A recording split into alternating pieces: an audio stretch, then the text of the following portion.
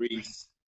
To today, our trending sports topics. We got one from ESPN reports that former Bulls head coach, can you believe it, Tom Thibodeau, they are agreeing on a 5-year deal to make him the Knicks' next franchise coach, which I think is great. This was reported by the NBA on ESPN first. Thibodeau is 11-time all-time. Thibodeau has the 11th all-time winning percentage for coaches with more 500 games or more played. He has a 352 wins with only 246 losses, and he's at almost a 59% record. He had 8 seasons in Chicago's and his few little stint in Minnesota. As tweeted out of yesterday by Rap Sheet of NFL Network, and the NFLPA has agreed to propose amendments to the 2020 CBA, which includes players, health, safety, and financial well-being, as was reported by Rap Sheet on Training Camp Clip. How you doing that today? Not doing too bad, my man Reese. Just glad to be having another beautiful, gorgeous Saturday right here. And tell me right now, Reese, did we just watch a baseball game yesterday, including Thursday? Yes, man. Listen, I have watched my fair share actually, and Yeah. I like not only in baseball but basketball and all sports going on. The fake crowd noise is I guess that kind of distracts me, and I like it in baseball how they have the player faces like fake people in the back. Pretty awesome.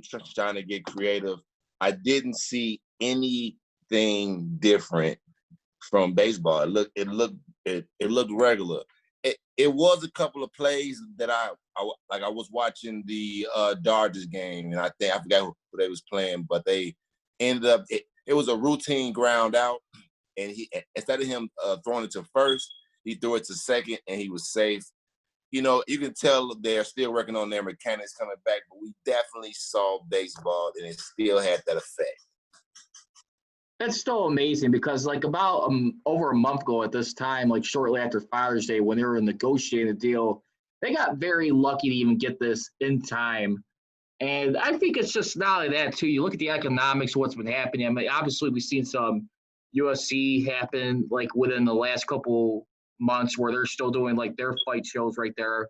You have WWE doing, like, WrestleMania and stuff, So you got all that stuff working. But I just feel like for like the first time in a while when you go through what we experience, not just with the pandemic. I mean, of course, a lot of the racial issues that still exist that need to be addressed over time. I think it was just mainly baseball. It was just a relief. I mean, just give people some sort of like relief to kind of take their minds. I know there's a lot of people that are kind of splitting hairs right now and not really too pleased. I mean, with the treatment of the national anthem, you got the Black national anthem. There's people are going to be on the fence on that.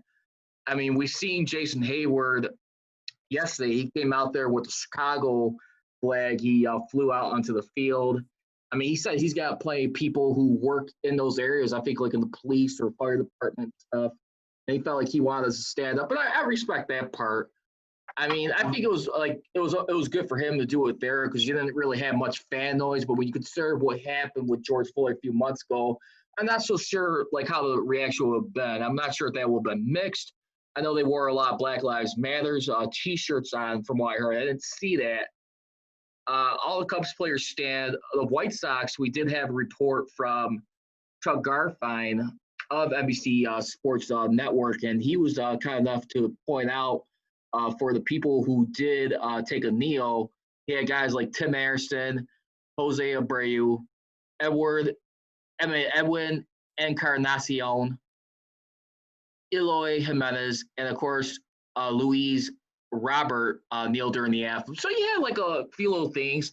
I'm not gonna lie to you, I kind of like what the Sox did. I mean, obviously it looked a little funny just seeing it, but they're doing it for charities right there. You have one guy by the name of Mr. Garrett. He actually purchased a 100 cardboards of himself. So it's like selling at $49 a piece right there. So you see the magic right there. I think they did a real good job being creative with what they did. I feel for like a little bit of like fake crowd noise being put in the speakers. Or at the Cubs, for example, you still got the rooftops. People are still able to watch across the street. I mean, you can still hear a little something from that. Yeah, I bet the Cubs right now wish they wouldn't have put them big billboards up because that would have been very great because to get that camera action so people can like really see the game. Like, hey man, like we can't have fans, but we usually don't allow the rooftops, but we remove it and allow them to actually see some games. But I can understand why they wouldn't, because then you have people gathering over there and things like that. So I can understand that. But it's definitely, like I said earlier, the crowd noise and everything, it makes it look normal and everything. And I said, like, I look behind and the people behind, if you really don't stare, you really actually, I know me, I caught a few times, and then I laugh and like realize that it was fake people behind, the plate. So, but I think it's going to be a okay season as long as everybody keeps it going. They also, if I'm not mistaken, did a proposal to expand the playoffs. Correct? Yeah, we're going to have about 16 teams as opposed to 6 because I think they add like an additional wild card where it would have been 6 as opposed to 5. So it's going to be 10 more teams. They just made it kind of like at the last moment right there. I mean, I Yes. think aside from that, too, I mean, what really got me encouraged yesterday, and I wanted to speak more so on the Cubs side, but I just knew all along. I mean, I have faith. I mean, I know there's a possibility where maybe not everybody would have been able to see it, but I mean, no offense, when you live in a town like Chicago and you're talking about someone with the Cubs, like any other sports franchise, where you want to compare them like the Yankees, even though more of a winning franchise, or like a Green Bay Packers, a Steelers, a Lakers, Bulls. I just knew, end of the day, no way that people were going to get robbed of not seeing them. I mean, they were going to find a way. Push came to shove. You seen Comcast, Chicago Tribune reported yesterday. I think that was the news of the day that really kind of like got a little sparks going. So everybody on Comcast and Xfinity got it. Me and my mom, we got wide open West. So I just checked out of curiosity. I didn't see anything reported. I just figured I'd just look for the channels real quick and just see if it was put on there just because, it's it's the Cubs and 2, it's Chicago. Sure enough, it's on. So if in case anyone wants to get on there, channel 84 for regular and 202 for HD channel for Comcast customers. And if you guys want to watch it on Wide Open West, if you have that, it is channel 79 and 271 on HD. So just pass along this information. I'm not sure about the other platforms. I do know it is also with AT&T Sports Network. That's good. That's what I said. That's good for the Cubs, like you said. I think that had a lot to do with everything. Just so everyone could like at least see them, even though they're going to be splitting off with the Sox and the Chicago teams. I thought that kind of helped lift some spirits up. I know it's going to be a little bit of a premium, but still.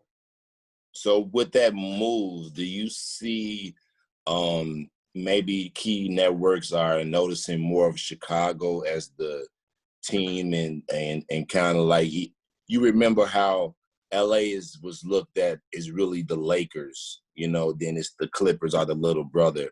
With this key marquee deal, do you feel as if they're looking at Chicago as, okay, this is really for baseball, this is Chicago Cubs, and the Sox are just trying to get it together? What are your viewpoints on them making that deal and not the Sox having such a key deal as well?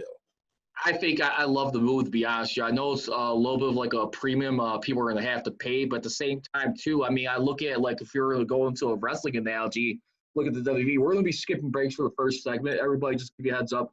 And we're going to go straight in until 1:38 p.m. But I will say this. I think, if anything, for like the Cubs in that matter, I mean, I love the fact that you could concentrate solely on that team. You are going to have a few other sport coverages on there that you could like periodically mention throughout the day, like tennis. You'll have like an NFL segment on there. I think reviewing games of the week. So, but the thing is, too, I think anytime when you deal with like the Cubs have their own network, there's so many ways you could look at the history of the franchise, stuff like you could even just interact with Cubs fans right there, and just stuff about their overall history. I think if anything, I mean, just knowing the fact you don't have to worry about sharing a station with someone like the White Sox or Bulls. You could just concentrate on your games right there. And when they do go play like on Fox or vice versa, if they have to go play on MC Sports Network when they go play and guarantee rate field. Now that I'm not sure how that's going to work when they play that crosstown rivalry. Are they going to like allow the networks to have like both networks on there? Or are they going to pull a stint where it's like if they're playing against the White Sox, they'll have it all on NBC Sports Network or vice versa? I actually love it. I think I it's think a good way I to make think revenue. both. You know how kind of like when if the Lakers came and played in Chicago, like it'd probably be on ESPN, but it'd still be on WGN as well as Comcast Sports. Like, you know, like they always is always on those key networks. So I'm sure if it come in, you can't tell one team, hey, I signed a deal with this team to watch them play. So I just think that they'll work a way to have every network that's in contract with them there. So I'm not really worried about them. Now, my next question is, with this deal, do you feel like it put pressure on the Cubs to perform a little bit better? I think absolutely, because I think one of the biggest reasons why, because remember, they're one of the top spenders as far as like up to like right now, like the luxury tax. When you look at the payroll system, they got deployed in baseball. I mean, you have to think about that right there. They're going to have to like, this is like one of their foul years this year to like really make a significant run. I mean, you got guys like a Chris Bryant right now who's been in arbitration about his service clock being delayed when I think he could have been a free agent this year. I mean, that's one for right there. I mean, you got guys like Anthony Rizzo right there. You also got to look at your pitching staff right now. I'm not sure if you're going to have to make a call on Yu Darvish right now this season, who's going to be pitching his third year. Which, my opinion, I think a guy like Yu Darvish, he's going to benefit from this season playing at home, especially without fans in Wrigley Field, because he had tendency to struggle. But there was also two other factors too. One more was messing with his head. I think when he got wind of the fact that the Astros were cheating in that World Series, plus he had the injury. He didn't win a game in his first year, 2018, even though he was hurt most of the year. I feel like with this network, it does put a little bit more pressure on them. They need to get more money at the end of the day. I mean, that's been the history of the Cubs, even when the Tribune Company took over them long before the Ricketts family came into the picture. So to answer your question, I think this is something they've been used to, even back to the old WGN days right there. They just they were already on this kind of like level platform. You'd share some games with the White Sox, but WGN was primarily a Cubs station for the longest time before they moved on to like a CLTV and CLTV Plus, Fox Sports Net, Comcast Sports Net, NBC Sports Network. So this is something, I mean, it's just a little bit to a different level, but I do believe it's going to pay off. Well, what the Cubs did was for their home opener, they did a shutout. Became the sixth pitcher on home opening day to get a complete game shutout, third opening day home shutout. So they starting off. So I guess with that deal, with a very nice win, and only time will tell. I do believe that with the addition of new teams being added to the playoffs, that we definitely will see the Cubbies make a playoff run. But now, what about them Southsiders? I think the only thing is, I think where the Chicago White Sox just make a mistake. I mean, not so much the organization, but the fans, I think, just a little bit on the way. I think they kind of look at like how the Cubs did things like when they were building up their farm system. Because remember, I mean, even heard like little by little talks from like the end of 2017. People were so excited. They felt like they're going to be a step up earlier on the Cubs. When actuality right now, when you hear guys like a Lucas Giolito or Jose Abreu right there, I mean, mentioned off to the side, it's like, listen, it's like, yeah, we got a short season in the books, but there's still a lot more of a window right now where we still want to prove that we belong here long term right now. Edgar Renteria, I think he's doing a phenomenal job communicating with the players, but in all actuality, at the end of the day, it still comes about numbers and production right there. Edgar Renteria has not had a winning season as skipper of any baseball team, even joined with the Cubs. I think, if anything, Renteria is a nice little setup guy. I mean, for whoever decides to come in next, if he survives. I just feel right now for the White Sox, even Rick Hahn said that they still got ways to go develop their stride. And plus, when you got a thing like the pandemic going on right now, in fairness to them, which is a little bit unfair. You're going to risk like seeing guys not playing or want to stay home. So, I mean, it's kind of like a level playing field, but that's not. But at the same time, a lot of people, a lot of teams, athletes, you're going to be seeing some of those excuses pop up right there where guys are not going to be willing to be going the distance. I mean, it's just kind of hard. I mean, it's manageable, but it's just I just think other than that, yeah, we'll see. They're filled with talent. I must say they're young, talented team. I want to actually ask you a question, but you already kind of answered it in there. I was going to ask you, how do you feel about the coach? Do you believe that is his inability to help these players reach the next level? And if he can't, like you said, he hasn't had a winning season in any franchise. If he can't turn it around, is he in a hot seat? Is these short games right here, even though it's a shortest season, if he goes 18 or 20 and 40, like, how do you evaluate him? Do you give him another season with these young cats, or do you say, man, you know what? I'm going to have to find someone I can put in here that's going to help jumpstart this. We can't keep telling our fans, okay, y'all, like we have all my Southside people, and they always say, man, we got talent, man. The next 2-3 years, man, we'll be here. So will that talent be held back by managing? Or do you think that we need a new coach to help jumpstart this White Sox young team?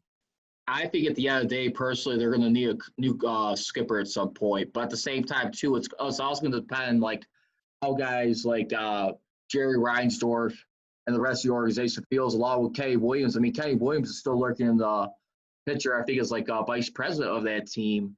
So I think it really depends, like, how they like the direction, how he's working with them. I mean, can they accept the fact that they can lose just a little bit more and, like, gain more prospects to sharpen up and realize, you know what, this was a process where we had to slow down a little bit.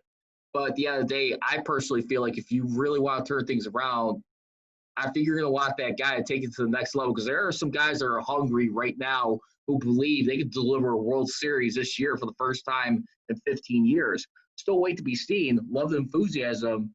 But at the end of the day, too, I mean, it's only opening day, but still, I think, if anything, I'd be interested to see how the White Sox bats will continue to look during the season. And they got some energy, they got some nice hustle, but you gotta learn how to win in big moments. Bottom line, period. That is true. And what's good with young talent if you don't use it right? So, like I said, I would love to see in my lifetime, if I can get to see the Chicago Cubs versus the Chicago White Sox in the World Series, and Cubs take it in 7, I feel like I've lived. I'll be honest with you. I think I was like talking to someone on that, like a friend of mine, and he said, like, like right there, for like either like a fan of that team, if it comes to White Sox World Series, wherever it comes to fruition, he says like whoever like loses that series would probably be like the closest thing to like death in his mind. I mean, at the end of the day, I still say that. I mean, yeah, it's gonna hard to look someone in the face when you got like one over on like your antagonist, but at the same time too, my thing is you cannot take away what you guys did as an organization. I mean, overall, like your success. It's not fair to like wipe away everything. Of course, you're gonna have bragging rights. I mean, that's why you have the Crosstown Cup and stuff like that. But just to win in the World Series, that'd be the equivalent like Bears losing to the Packers.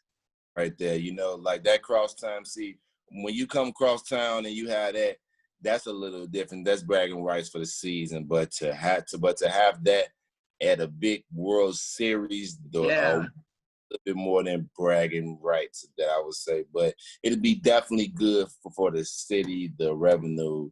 I think it'd be, man, enormous.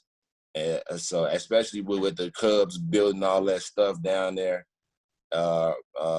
recently, I just think that if I could ever see that, I'll be good. Yeah, no, I definitely feel like it will definitely answer a lot of questions, but at the same time, it will definitely bring a lot of people together. But I will say this in caution, though, no disrespect.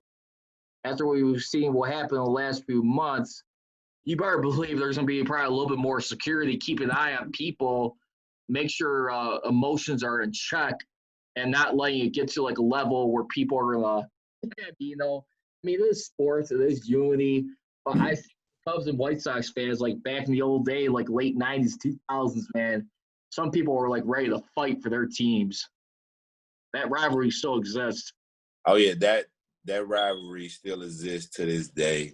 I went to see a friend of mine, and she had on a White Sox shirt on, and just the natural Cub in me, the very first thing I said was "ew." Just when you're a Cubs fan, you're a Cubs Right. fan. When you're a Sox fan, you're a Sox fan. I literally, like I said, I watched the Sox win the World Series back in '05. I was actually a senior in high school. I watched them winning. Yeah. I was pretty shocked. I didn't have no emotions, but I was definitely happy for them because it was, Chicago. I wouldn't say it was my team, but it was Chicago. I definitely had to take it for the city.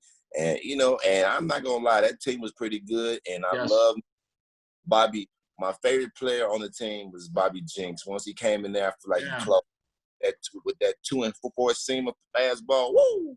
He'll put that thing down on you. So let's say it was definitely good. So either team, bring it home to Chicago.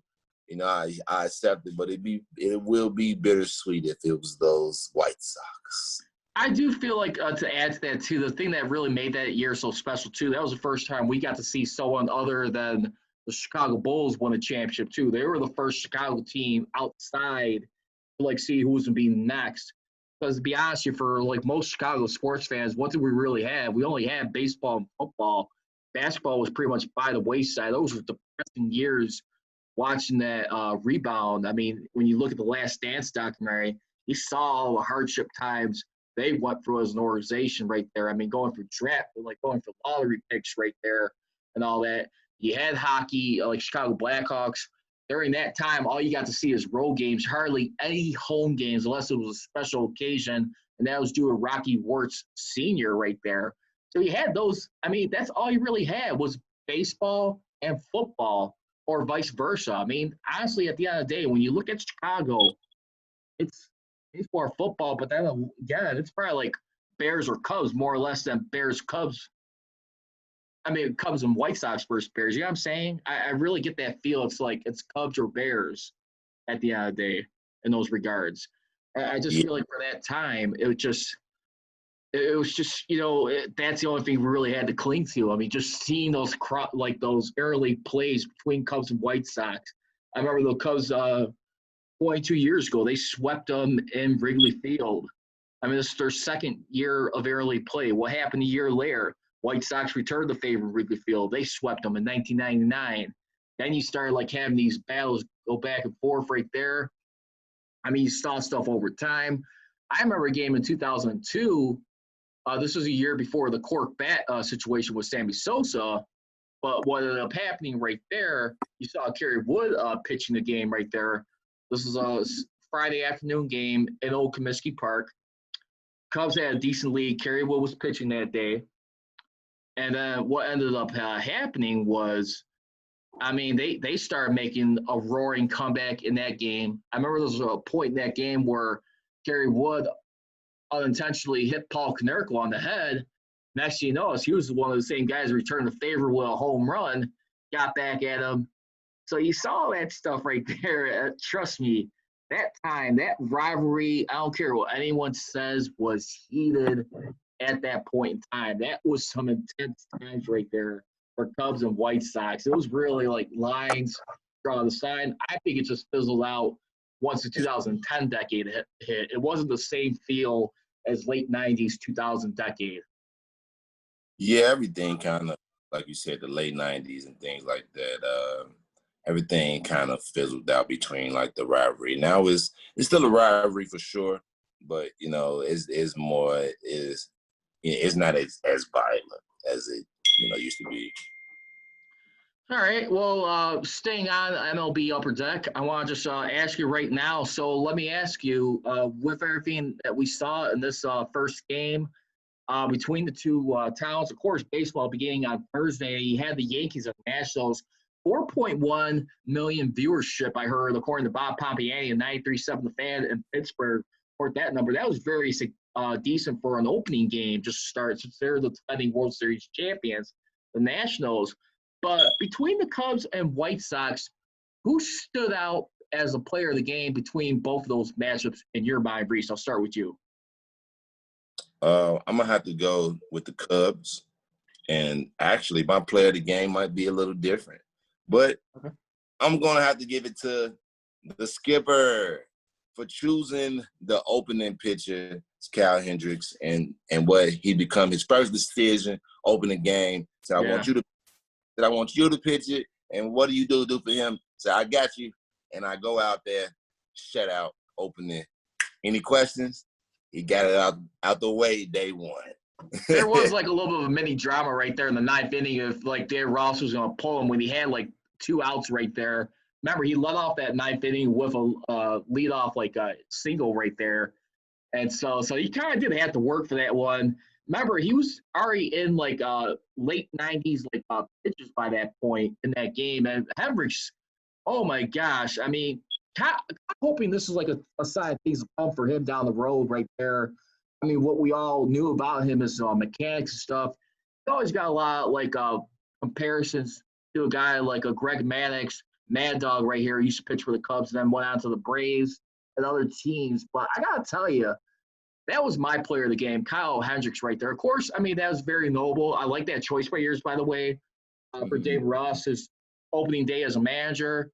I mean, just a transition from like a player and an analyst and into like a coaching role now, because now we're going to see like what kind of situation.